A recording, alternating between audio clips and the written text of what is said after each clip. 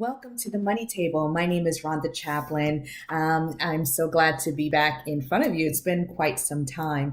I was asked quite often, what happened to the Money Table? Where are you guys at? And I wanted to, before I go into what I wanted to share, we didn't go anywhere. Basically, I am a person, as you know, you heard me say many times, I'm a person that believes in, yes, communication. That's why I'm a communication strategist. But more importantly, it's about the application.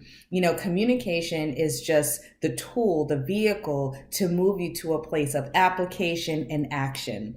So, there's a lot of content that we have shared. And one of the things that I always say is, apply some of the things that we've talked about. So that way, as we continue on and then there is new content available, you're building upon the foundation.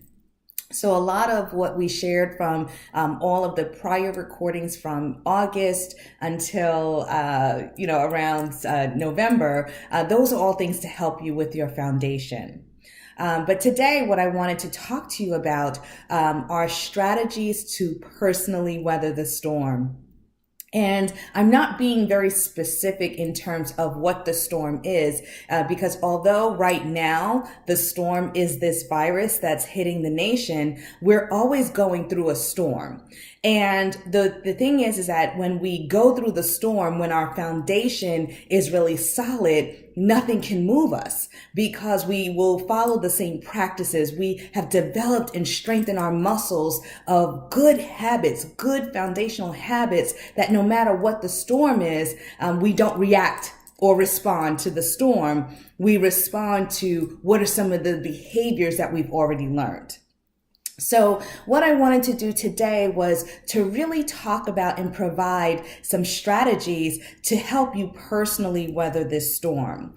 And the first and foremost thing, you've heard in previous recordings, we've talked about and asked the question, what is your true purpose for money?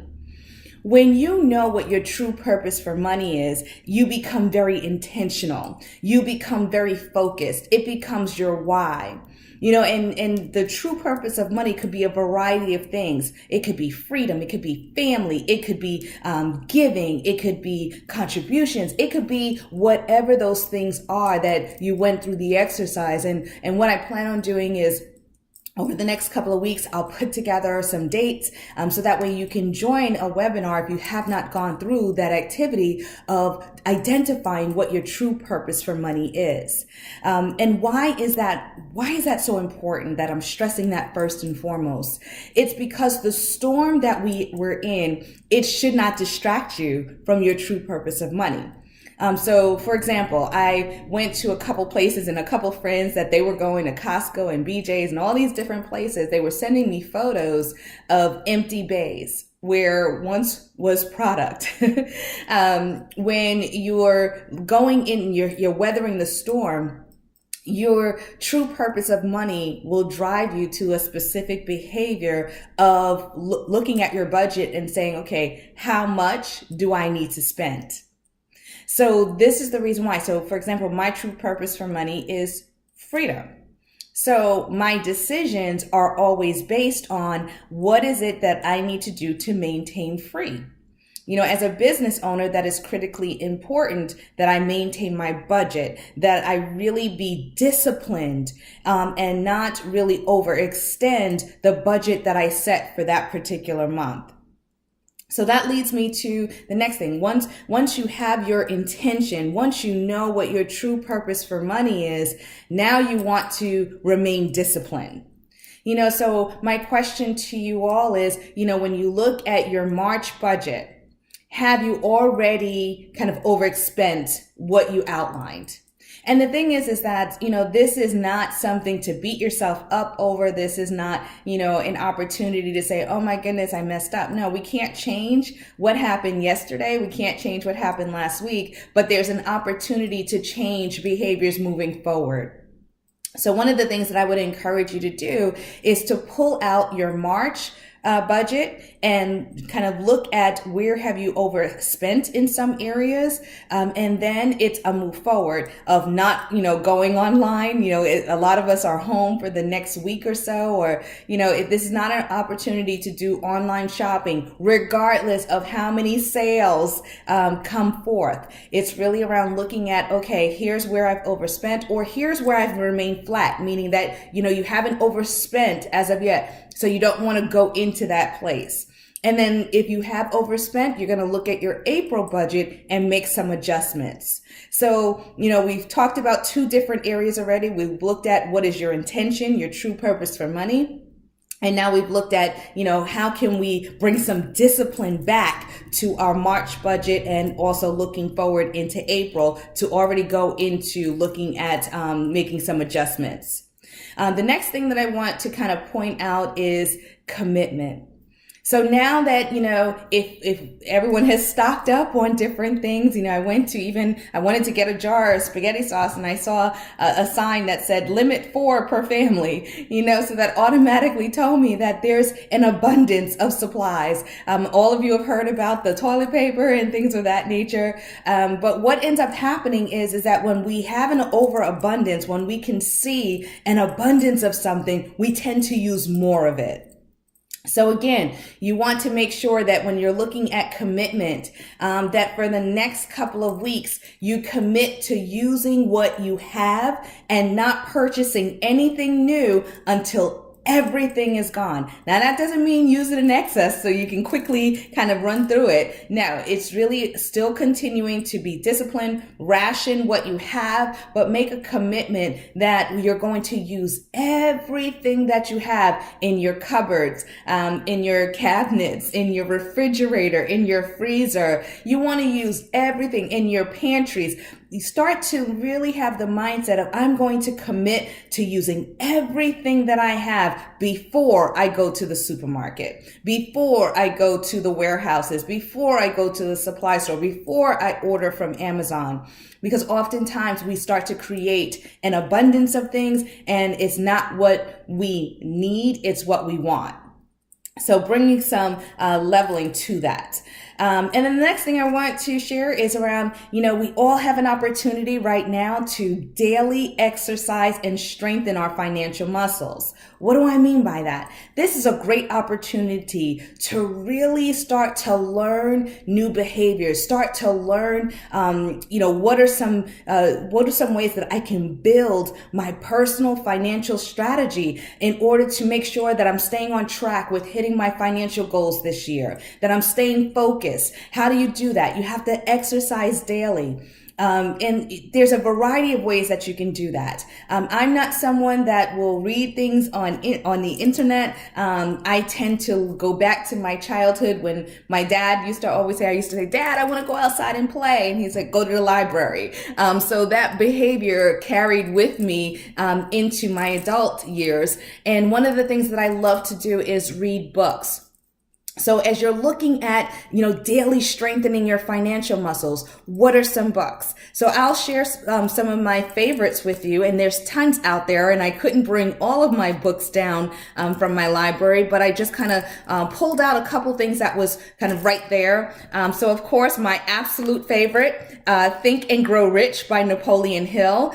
This is a classic. This is my go-to. I tend to depending upon the season I'm in, I'll read a chapter a day, or I have Audible, and I drive a lot to different clients. So I'm always on the road, and I'll take maybe an hour and just listen to something where I'm strengthening my muscles. So this one is a classic.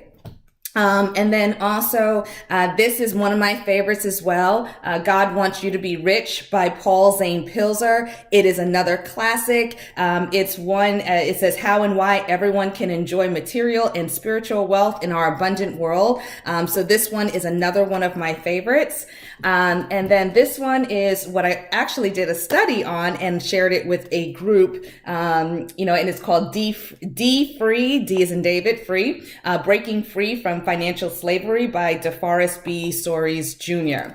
So those are just three that I kind of pulled out to share. But whatever it is that you choose, just make sure that it's something that's really going to strengthen your muscles, that's really going to help you to continue to build the strategy. So that way, by the end of the year, you're able to meet your goals and objectives. Last year, at the beginning of the year in the first quarter, we had the government shutdown, which impacted a lot of finances. We had an opportunity where we were able to rebound. You don't want to go backwards, but the thing is that don't look back. I just look back, take a quick glance in order to say, okay, you know what, that's where I was and I was able to rebound. So you know what, I can do that again. So if you made a mistake, don't really focus on that. Focus on, you know what, today is a new day. It's an opportunity to strengthen my muscles. It's an opportunity to, get and maintain a healthy financial diet for moving forward through the end of the year. The only way that we can be successful, I'm someone that I have to work hard to keep the weight off. I've tried the different, Weight Watchers and all the different diets that are out there. But what really worked was changing my mindset. What really worked, and I got some coaches, the Vitalogy Institute and Vitalogy Wellness Institute, led by Dr. Vikram Raya. I made sure that I worked with them to do what? Learn the behaviors and learn the nutrition and all of the different things that goes along with having a healthy lifestyle, maintaining a healthy diet for food. So the thing is that, for my health. So if we need those things for our health, then that tells me that we also need those disciplines. We also need the commitment. We also need to exercise for our financial diet. And the last thing that I want to leave you with is to always start and end your day with gratitude.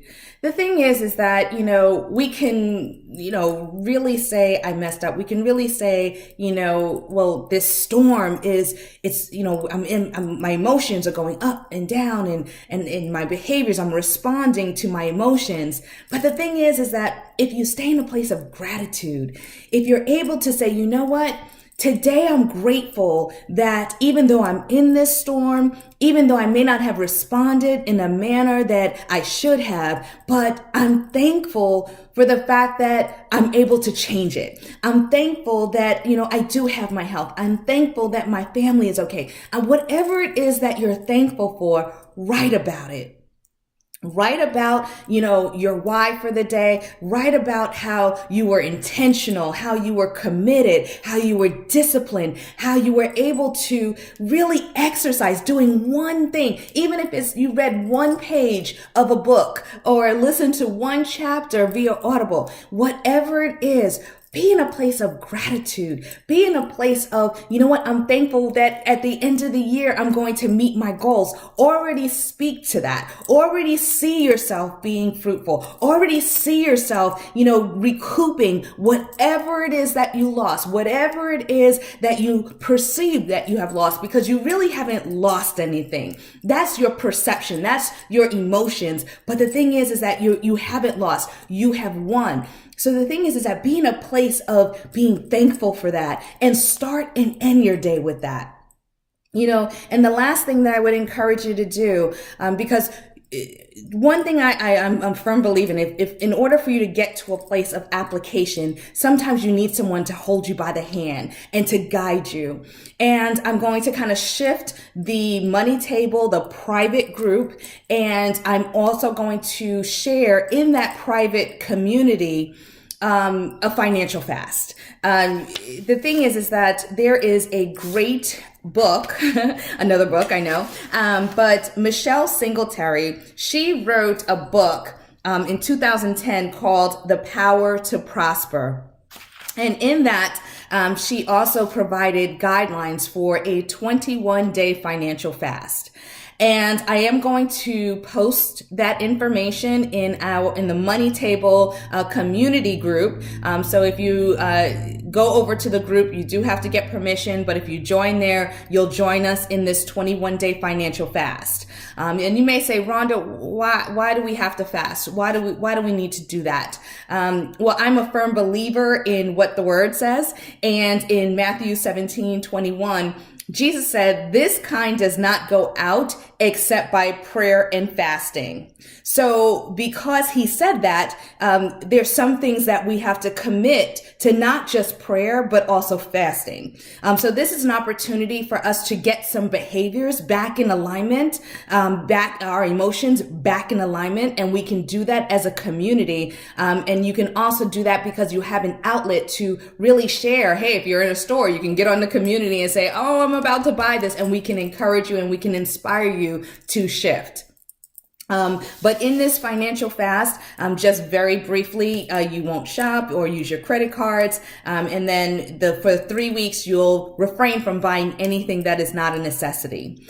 So there's other specific details that, again, I'll share in the group. And then, we'll walk this thing out together. As a community, the only way that we are going to be successful in moving forward is together. So I wanted to just jump on and share how we can work together, strategies to personally weather the storm. This week, I will also share strategies for business owners to weather the storm, because I do believe that there is some personal things that we need to do, but then as business owners, we have to make sure that we're using wisdom in managing our business while we weather the storm. So again, this is nothing new. We've gone through storms before and we've made it through successfully. So we're going to weather this storm together, and we are going to get on the other side of this. But when we get on the other side of this, we're not going to have, jeopardize or compromise our finances. We won't have compromise what our true purpose of money is, which is our why, which is our intention. And when we will commit to moving forward, forget about yesterday, but we're going to move forward and we're going to be successful. And we're going to daily exercise.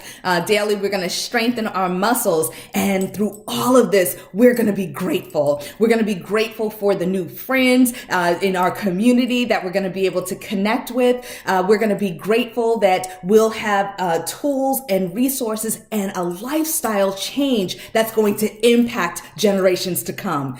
So again, I thank you so much for taking the time to join me here at the Money Table. And we'll be back soon to share, like I said, more strategies to weather the storm, but more importantly, go on over to the community on our Facebook page so that way we'll walk this thing out together. So I'm Rhonda Chaplin, and I will see you soon.